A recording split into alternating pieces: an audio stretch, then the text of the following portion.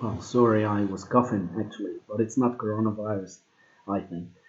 Well, so I said the I was speaking about the what happened in Kansas just before the war. There was an act by the Congress that was called the Kansas-Nebraska Act of 1854. That act by Congress actually decided that the decision about slavery should go to the people, to the inhabitants of that territorial state.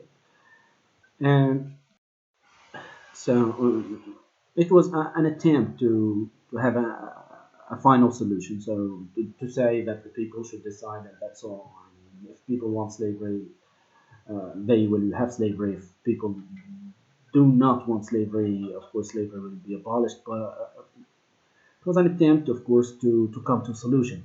But it was not a solution because people were not satisfied with it. People on both sides were not satisfied with this decision. Well, because when we say the decision goes to the people, we have, of course, to think about voting, elections. Of course, how am I going to take the decision of the people? Of course, it's through election. And what about elections in the 19th century? As you know, of course, in the 19th century, in most countries, not only in the United States, their voting was not perfect, by the way, to say the least. Which means there was, first of all, the biggest question: who is supposed to vote? Who has the right to vote? So voting was not really based on the rule of universal suffrage that we speak about today. Universal, which means all people have the right to vote. But of course, in the 19th century, it was not universal suffrage. Uh, so here we can speak about the whole world, not only the United States. As you know, first of all, half of the population did not have the right to vote, which means, of course, women. Women did not have the right to vote in most of the world, and including the United States and Britain, etc. Um, but in addition to that, that's not the only obstacle. Of course, African Americans or slaves did not have the right to vote, but also even white people, not all of them had the right to vote. There were different, this depended from, now, I mean, the other conditions depended from one state to another. And there were different conditions actually in order to have the right to vote. Some of them are about taxes, that you have to pay taxes before voting. You have to prove that you had paid all your taxes. Also, sometimes the voting right actually was conditioned by the ownership of property. You have to be an owner of property, a businessman, to have the right to vote. Of course, we can find a justification or an explanation for this principle. People who would tell you that decision making in this state is about business. It's about business policies. It's about how we're going to do business. And so this is why if you don't have business, if you don't have property, if you are impecunious, like they say, so normally you should not have the right to vote. You should not have the right to participate in the decision making that's related to property while you don't have property. That's the logic of it. So taxes, property, but also there was also the condition of literacy. Literacy, which means, of course, somebody who can write and read. And so it meant that people who were illiterate, which means unable to write or read, then they did not have the right to vote.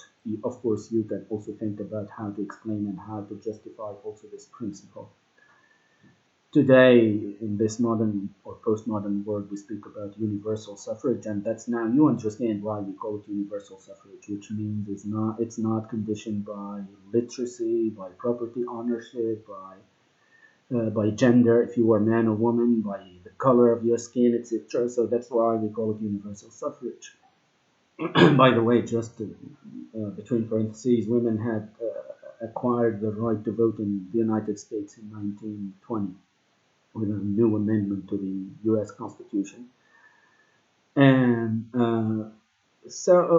I was speaking about the Kansas Nebraska Act, which said that the people, the inhabitants, the inhabitants, by the way, who were also to vote about Kansas, were they the inhabitants of the city or people who had only property in, sorry, not city, state or territory, people who had only property in that territory. That's also, of course, a moot question. We don't have an answer to that. So this is why it was not really clear. It was controversial. It was not really clear. And this is why the Kansas-Nebraska Act, for all these reasons that I mentioned, did not work. And then violence, of course, started since 1854, as I said, until the beginning of the real Civil War. Fighting, of course, between whom and whom, between pro-slavery forces and anti-slavery forces in that place. So people from the same territory and also from neighboring states fought because of this issue. And there were two governments, two groups of politicians, and who had authority in the land and who actually claimed the their authority on the whole territory. And one of them was, of course, pro-slavery, the other was against slavery. Then now we could speak about the Civil War, how the Civil War officially started. Of course, this fighting in these confrontations in Kansas and in other places of the United States were not really a civil war. Why? What's the difference? Because these were isolated fightings, but now we are going to speak about the whole nation that's divided between two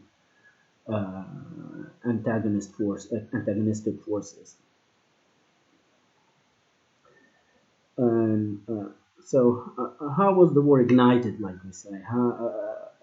As you know, in all wars, like in all revolutions, there should be a simple, of course, event. Sometimes it's not very big scale event, but it actually starts the war. And this happened in the American Civil War, mainly in an attack that took place, an incident that took place, and it's known for the name of Sumter. It's Fort Sumter Fort. It was a fort.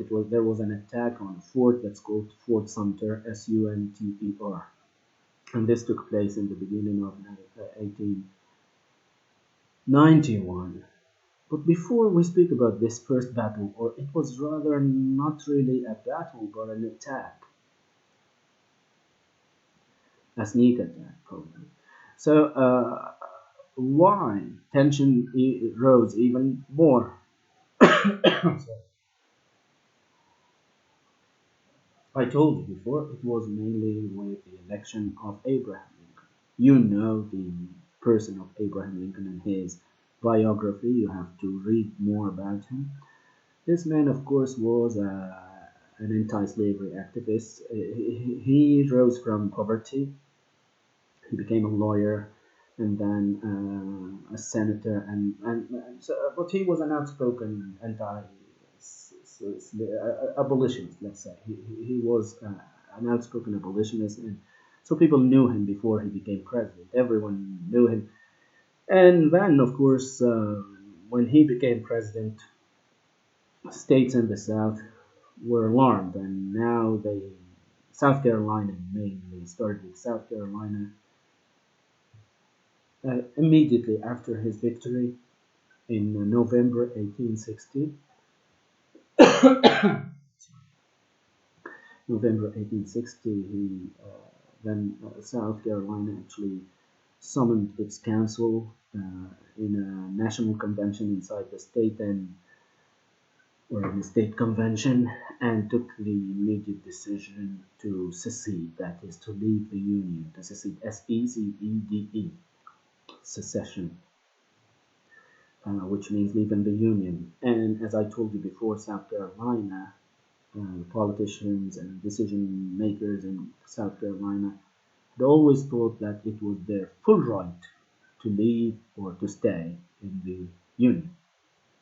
By the way, this is not, of course, the opinion of everyone. It's not the opinion of Abraham Lincoln, of course.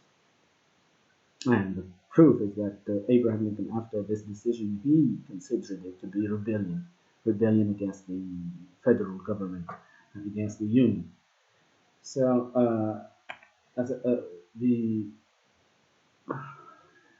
after the they left after South Carolina, and then other states followed South Carolina in the South. They were seven in the beginning to leave the Union, to secede. They were seven: South Carolina, but also Mississippi, Florida, Alabama, Georgia, Louisiana, and Texas. They were the early states to leave the Union. And after that, then of course the fighting had not started yet, but now the fighting is going to start when inside South Carolina itself, in Charleston, city of Charleston, and there was Fort Sumter that I spoke about is in Charleston. It was built about few decades before the attack, and you know what a fort is, of course. A fort, like the Fort of Kirwan, or the Fort of it's of course a big wall mainly in order to protect a certain places, to protect a city, or maybe also to protect a military base, etc. So Fort Sumter, by the way, is today a monument that to be visited. People are, I mean, tourists are visiting it, and as a historical monument.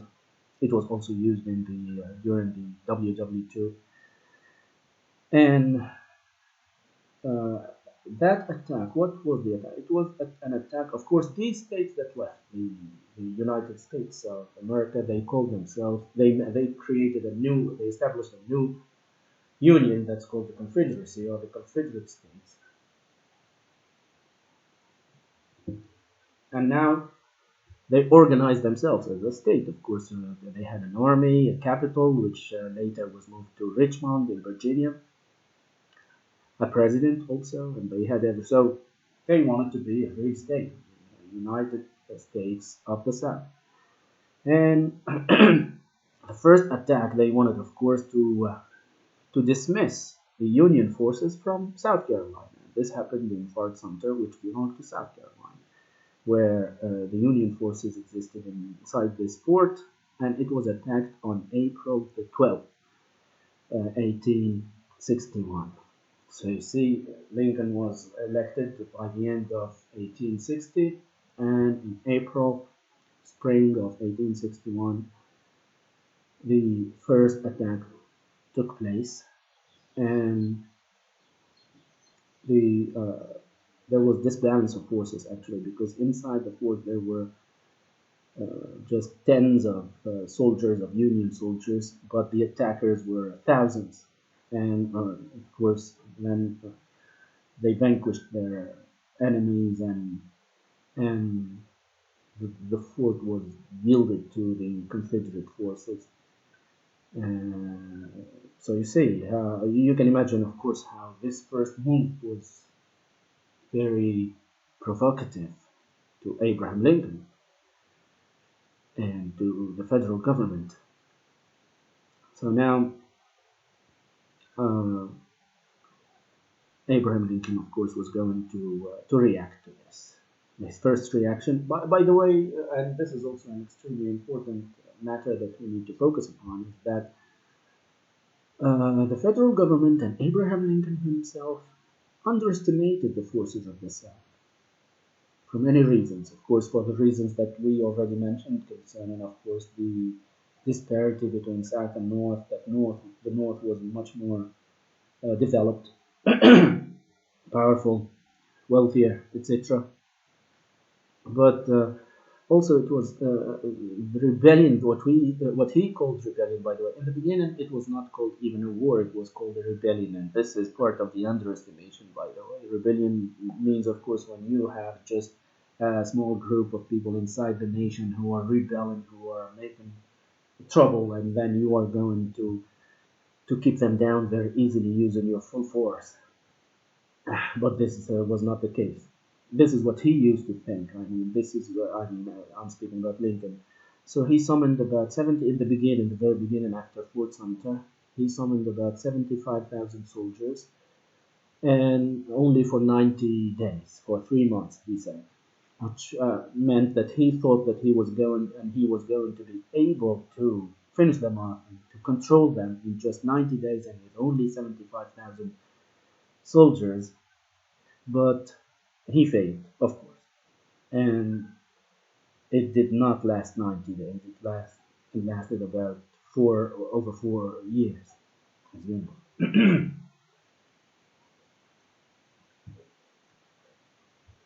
Very soon. So I think that it's not very interesting to speak about the all the details of the battles and the fightings, but probably we need to mention because that's not really, I mean, very important.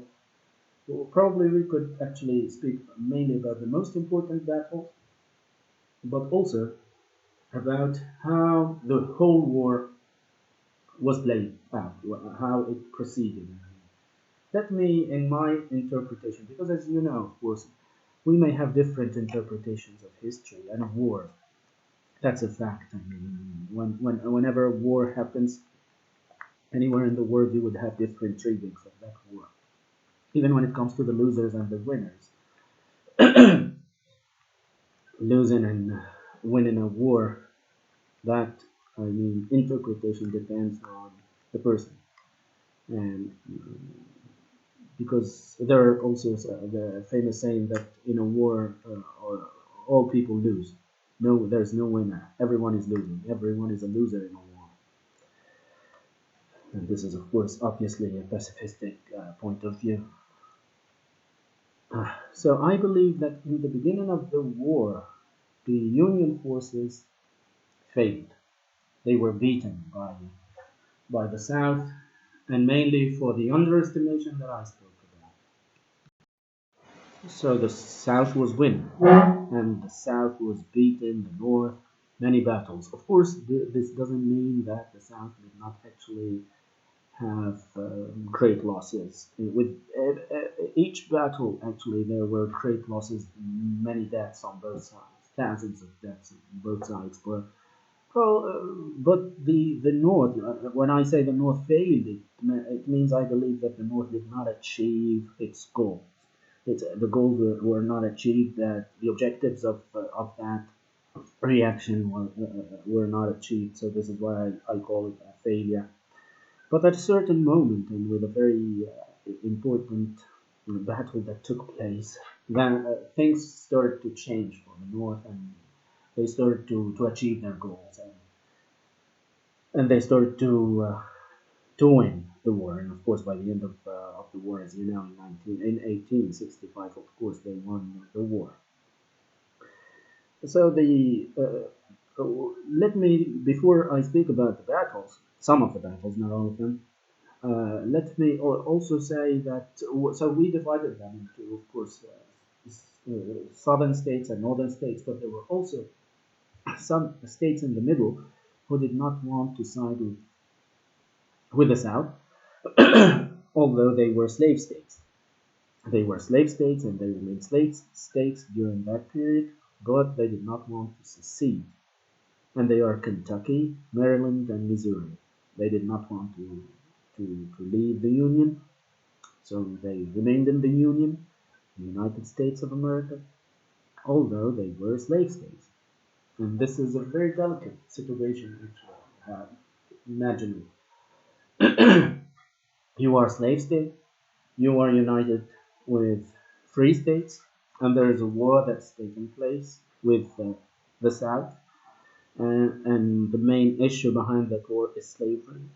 So it was a delicate position and a diplomatic position for sure. We will also see later with the proclamation of emancipation, the proclamation of emancipation that was decided by Abraham Lincoln, that which was a declaration of the abolition of slavery in southern states by the federal government, and actually it excluded, it did not speak about these border states, these three states, Kentucky, Missouri, and Maryland, because I said that these states tried to be in the middle, between and betwixt, like we say, but they did not succeed.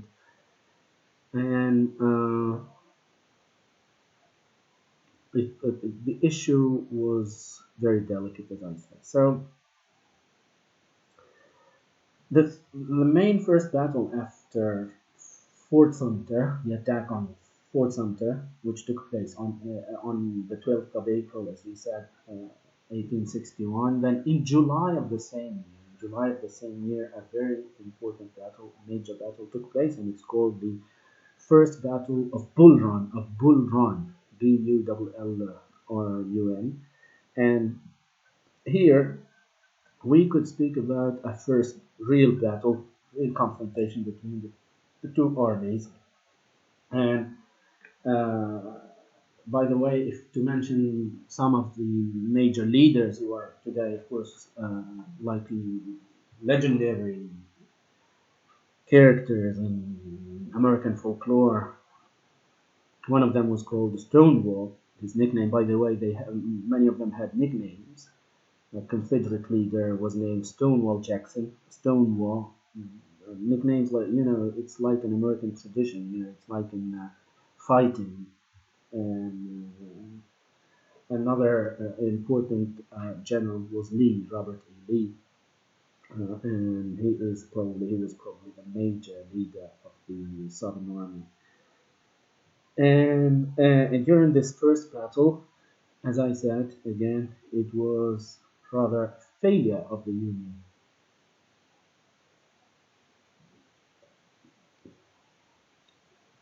Of the objective of the Union was, of course, to finish them off, to stop them, to control them, and to get them back to the Union. And this did not happen, of course, in the first battle, neither in the second battle, etc.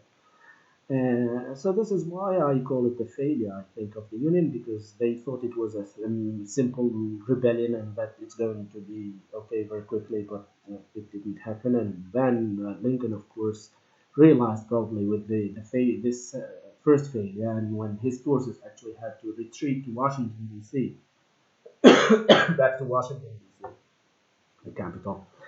And then Lincoln called for now 500,000 soldiers, half a million soldiers.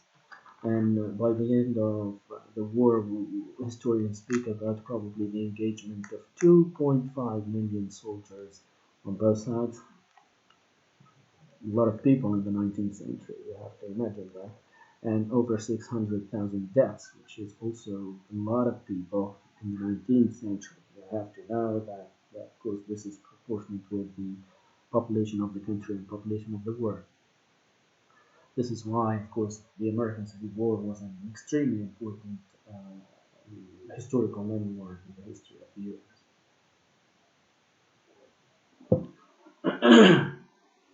So the Stonewall Jackson forces and Lee's forces had the upper hand in the first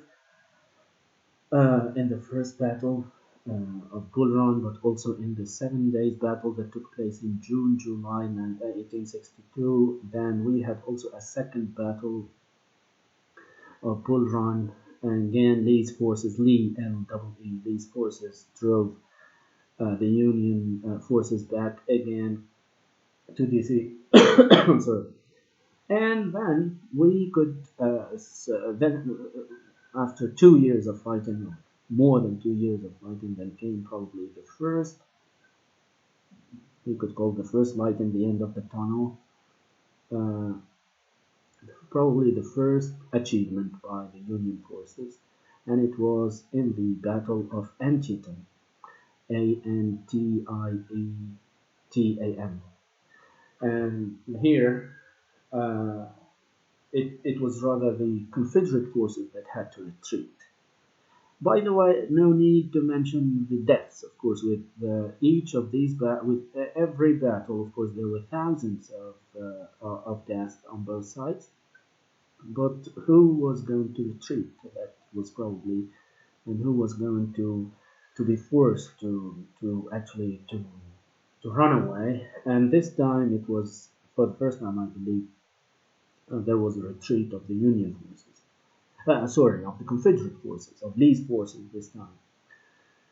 And so this was probably a kind of positive result for the Union forces that's going to encourage them and to actually probably make them believe that victory is possible. And in because, or let's say after this kind of victory, it was a relative victory. Of course, it was not a full victory. We said that there was the retreat of these forces, of the Confederate forces, to Virginia. Of course, as we said, Virginia was the capital. Richmond was the capital of the Confederacy, so they had to retreat.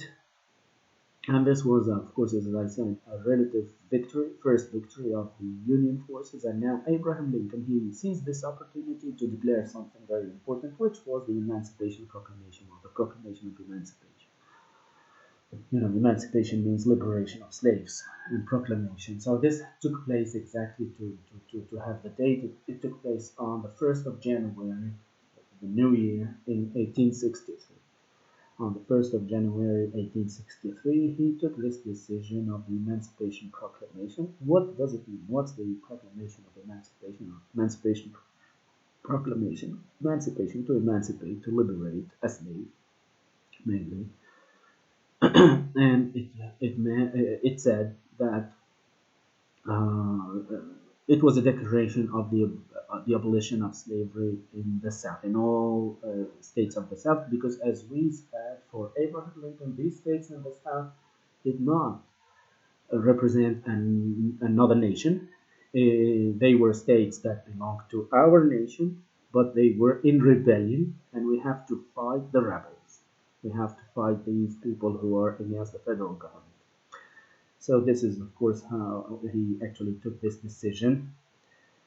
Other battles, of course, took place later, and towards the end of the war. Now, we could speak after this Emancipation Proclamation. You can also think, and we could even speak about the psychological impact of that decision, of that proclamation. By the way, as I probably mentioned before, this Emancipation Proclamation spared border slave states, Kentucky, uh, Maryland, and also I said Kentucky, Maryland, and in addition to Missouri. Sorry, so Missouri, they were spared by this. They were spared by the Emancipation Proclamation, which meant that this Emancipation Proclamation only covered other states in the South. Well, they were spared because, of course, as I said, their position, these three states, Kentucky, Maryland, and Missouri, their position was towards the federal government was very delicate, so no need for provocation. So I said that more victories, probably again relative victories, most of the time followed after this proclamation. And one major event of the war was the siege that was imposed on the city of Petersburg and the city of Richmond itself. Richmond was the capital of Virginia and was the capital of the Confederacy, as I said. And on April the 3rd, the same year of 1863, Lee's forces evacuated Richmond, which meant, of course, they had to leave Richmond on April in 1861. I said probably Lee. Robert E. Lee was the most famous and celebrated leader of the military leader of the South. On the other hand, of course, we had other military leaders, famous military leaders from the North, but probably the most famous of these was a man called Ulysses Grant, Grant, and he actually was one of the heroes of the end game of the war, so to speak, which means the ending of the war. And on the 9th of April, 1865, then Lee surrendered to Grant. And for many people, this was a declaration of the end of the war. When Lee, the very, scary leader of the South, he was a myth himself as a person, and he is now illustrated in many movies. And there was a very famous encounter now on the 9th of April 1865, a very famous encounter between him and between Grant and Lee, between Lee and Grant, in order, of course, to sign a document for the end of the war. And this was mainly, of course, this happened after another battle. I did not mention all the battles and all the fighting, of course. And there was a battle right before that surrender. The Lee's forces surrendered to Grant on the 9th of April, and right before that there was a war that and where it took place in Virginia in a last battle that was called the the Appomattox Courthouse, and that is also today, I believe, a place to visit by tourists, like a monument, historical monument to be visited by tourists. The Appomattox Courthouse. It was a courthouse. The Appomattox, Appomattox. There, two leaders met, and the official surrender of the Confederate forces was declared from that place. And but it was not, of course, the very last fighting. There were other fightings, more fightings that took place, but that was a very tragic, event, a very important landmark during the war at Appomattox event in the courthouse when Lee surrendered to Grant. That was probably, we could call it officially, the end of the war and the failure of the South, the victory of the North. Other fightings, of course, followed. They were small fightings, not big fightings, but we could now speak about the end of that war. By the end, of course, I'm sorry. What happened, of course, was that these states, of course, the southern states are going to join the Union back. Slavery is going to be abolished. We have to speak also, and we will have another lecture about the post-war period, the post-Civil War period. It's very important to speak about this period. Officially, that period was also called the Reconstruction period or era, because of course after every war there will be reconstruction. But also the main achievements when it comes to the issue of slavery, that was the abolition of slavery. We have to say also that Black Americans, African Americans, of course, participated in the war. They engaged in the fightings, and they say that about 180,000 African Americans participated in the Civil War, and they actually had about 40,000 African Americans who died during the war in the fighting. Another major event that followed that April the 9th incident of 1865, of course, an extremely important event that took place just a few days later, was the death of President Lincoln, the assassination of President Lincoln.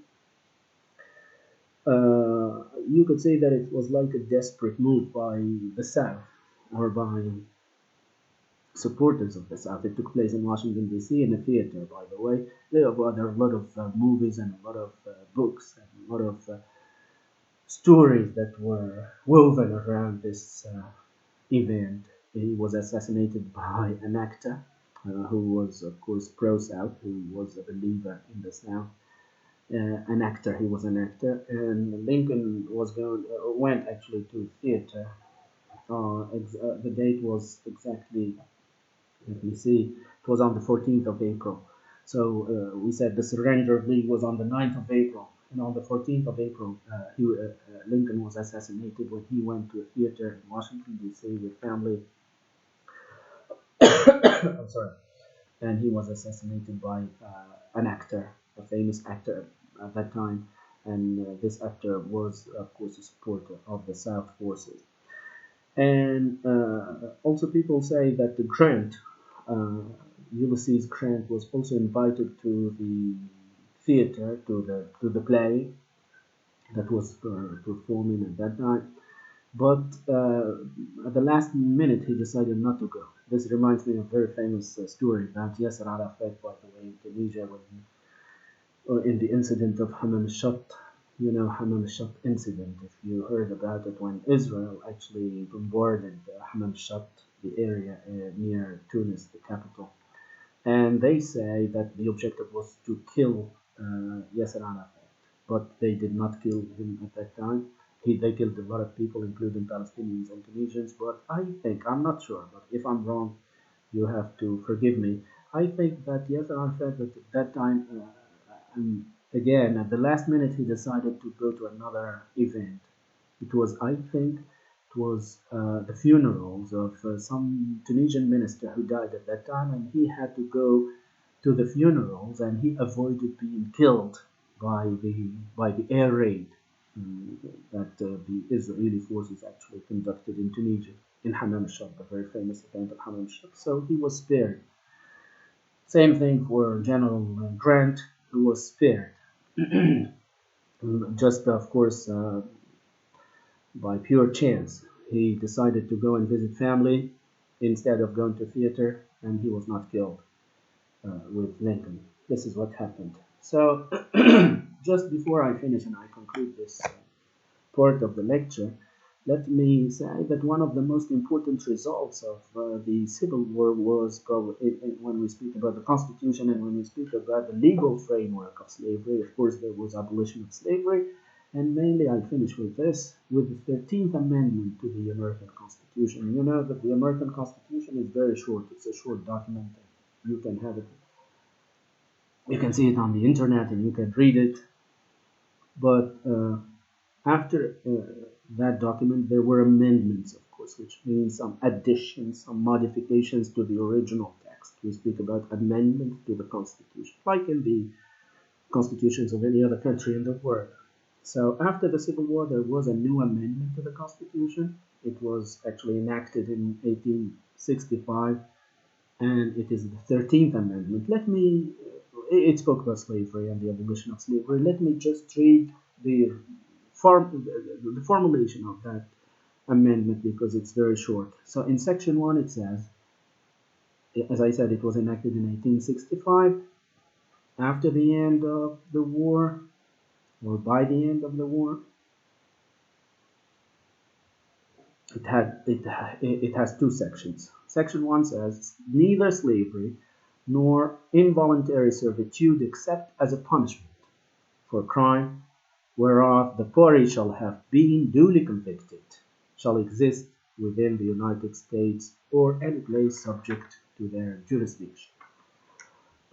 So to explain, slavery is prohibited, of course, it becomes prohibited in the United States and also in any other place subject to its jurisdiction if it has other lands in the world that is under its authority and under its jurisdiction. But the only exception is when slavery, not slavery, actually forced labor, sometimes it's called, when it is in the form of a punishment for a crime that's being committed by a criminal. That's the only exception. In section 2, it says, Congress shall have power to enforce this article by appropriate legislation. And so this is the amendment in section 1. Section 2, the Congress will do its best in order to implement this article by, of course, enacting more legislations to deal with the details of the implementation of this article. This is what happens usually with laws. So we will speak next time about the post-Civil War period, the Reconstruction era, and consequences of the war, the form of the state after the war, but also the situation of African Americans after the war. We will see, of course, and as probably you know for sure, that uh, of course the cause of African Americans was not solved after the Civil War, and that it was just a step forward. It was a very important step, but not all problems were solved after that Civil War for African Americans in the United States of America. That's what I have to say. So see you next time, see you in the next part of this lecture, and stay safe. Thank you very much.